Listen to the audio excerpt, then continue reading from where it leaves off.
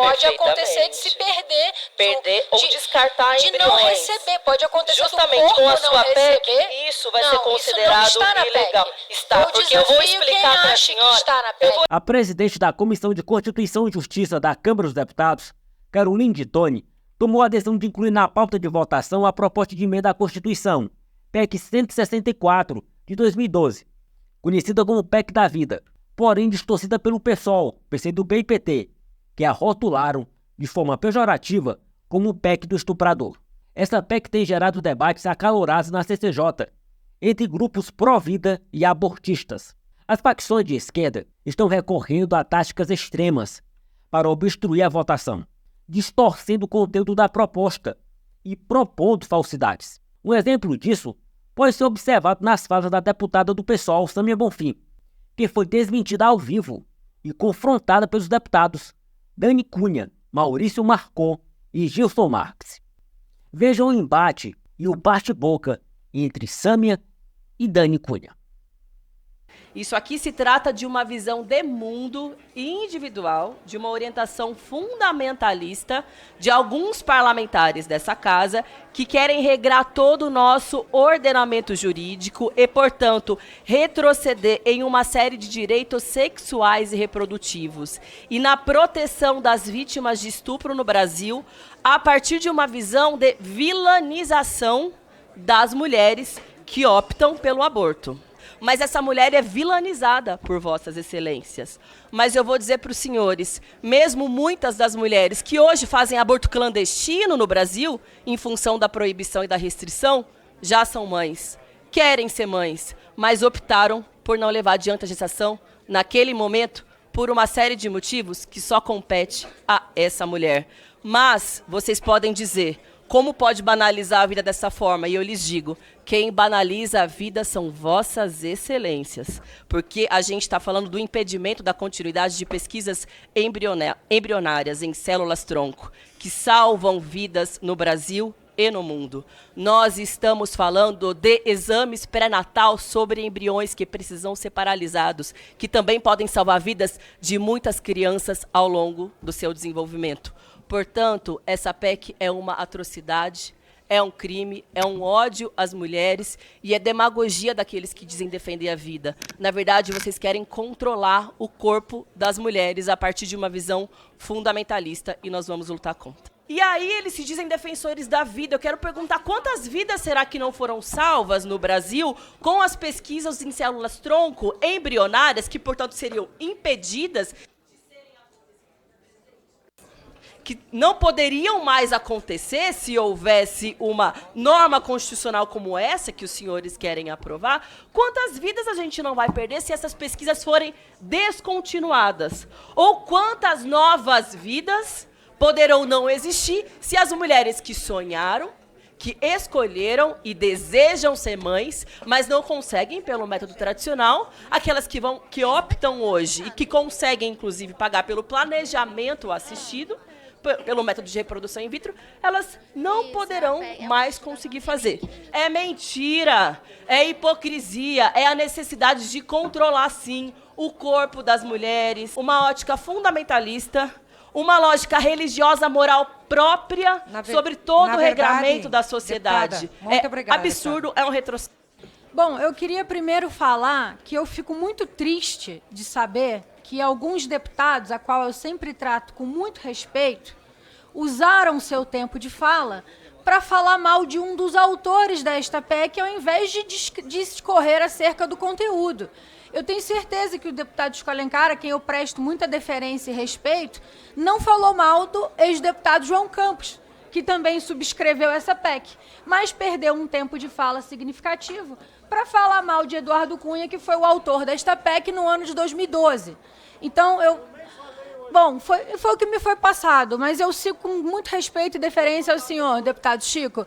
Então, se o senhor ainda assim quiser falar e usar isso para desviar o assunto, é uma questão pessoal. Independente disso, o que eu quero mostrar a vocês aqui, essa PEC foi feita em 2012. Se ela está sendo resgatada hoje, Não foi um movimento meu como filha, muito pelo contrário. Eu sou apoiadora, sim, mas foi um movimento entendido pela maioria desta casa aqui presente, dos membros desta casa, que assim resgataram. E o que eu quero fazer aqui, eu quero fazer alguns esclarecimentos graves de fatos que eu ouvi ontem e hoje, que não condizem com a realidade desta PEC. Eu ouvi que não se pode fazer fertilização in vitro. Isso é mentira. Eu ouvi que não se pode implantar óvulos ou congelar óvulos sequer se essa PEC passar. Isso é mentira. Eu, filha do autor desta PEC, tenho meus óvulos congelados porque eu tenho uma dificuldade para engravidar e vou realizar uma inseminação.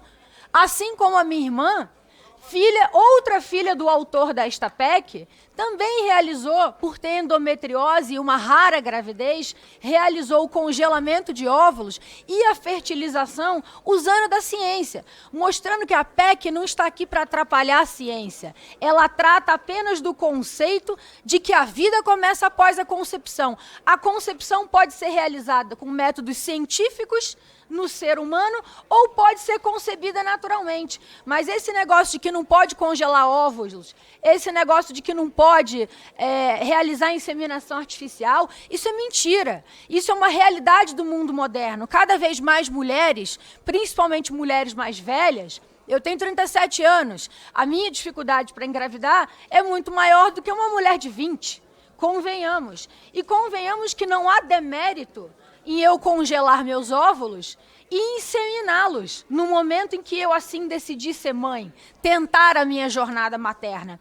Portanto, eu acho muito importante fazer esses esclarecimentos, porque nós não podemos aqui misturar as estações e assustar pessoas que desconhecem desse tipo de informação. Então, se essa PEC de 2012, de mais de 10 anos atrás, está sendo apreciada na CCJ de hoje, certamente é porque a população brasileira se manifestou. Nós temos uma população, em sua maioria, conservadora. E todos aqui podem acordar, porque os números falam por si só. E toda forma de concepção é válida, incluindo todos os métodos. Se o assunto foi pautado hoje, certamente é porque há um anseio populacional.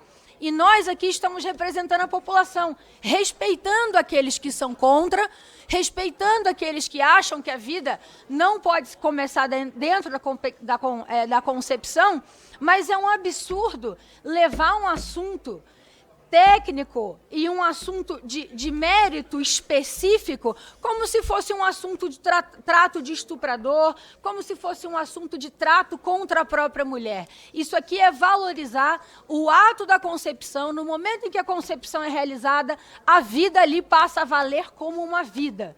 O feto passa a ser tratado como uma vida. Agora, só para concluir, presidente, reiterar as atrocidades que eu ouvi ontem, não existe proibição de métodos científicos. Todos eles levam à concepção da vida. Então, uma vez que um método científico é realizado e bem-sucedido, o feto passa a ser a concepção cuja vida é válida. Deputada Sâmia. Presidente, pessoal, está em obstrução e eu quero muito respeitosamente dizer à deputada Dani Cunha que eu fico realmente feliz que ela possa ter feito o congelamento dos seus óvulos, porque isso significa exercer o direito ao planejamento familiar e reprodutivo, que, infelizmente, boa parte das mulheres brasileiras não tem acesso, porque são procedimentos que ainda custam muito dinheiro. Mas eu quero também, respeitosamente, perguntar a ela se no contrato que ela assinou com a clínica de congelamento de óvulos, quando fala a respeito do momento da fertilização in vitro que vai ser possível ser feita, se ela se atentou para o fato de que, naturalmente, muitos embriões são perdidos ou descartados nesse processo de tentativa de geração de uma fertilização num processo como esse. Posso responder? Quero dizer, presidente, que essa PEC vai impedir que esse direito que ela está exercendo possa ser exercido por outras mulheres. Resposta, deputada. É evidente que quando eu fiz meu congelamento, existe um contrato que o médico coloca, que ele inclusive oferece doação de embriões para quem quiser.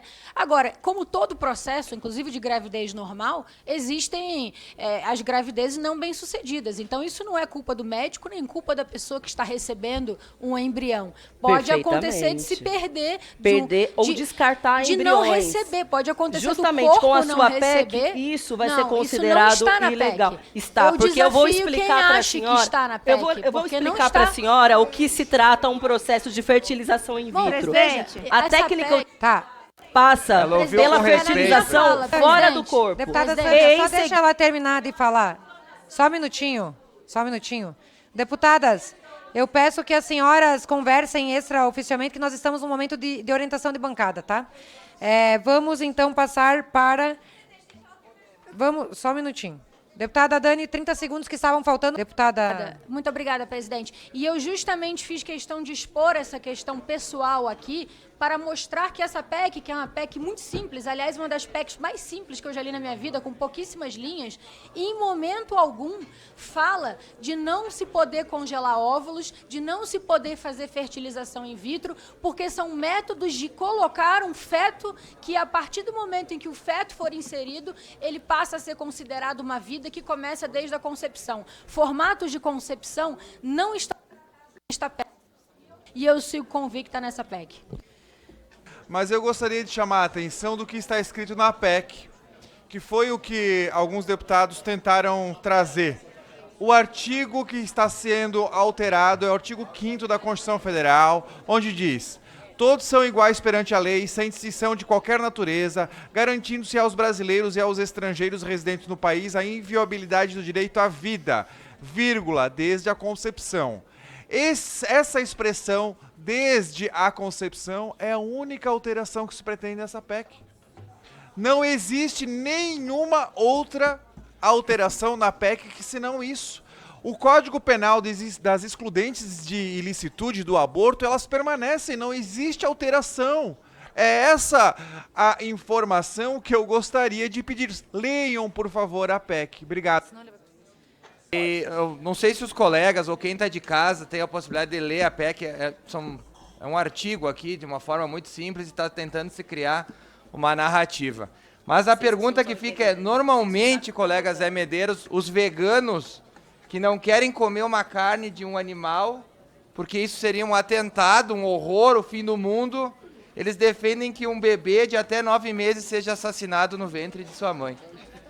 Esse é o nível do debate que a gente está tendo aqui.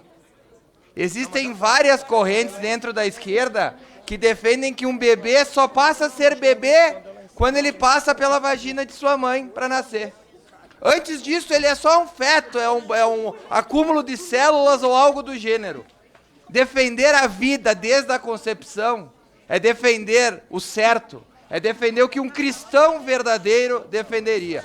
Essa emenda visa garantir um marco constitucional claro para reforçar a proteção da vida humana e impedir o aborto generalizado.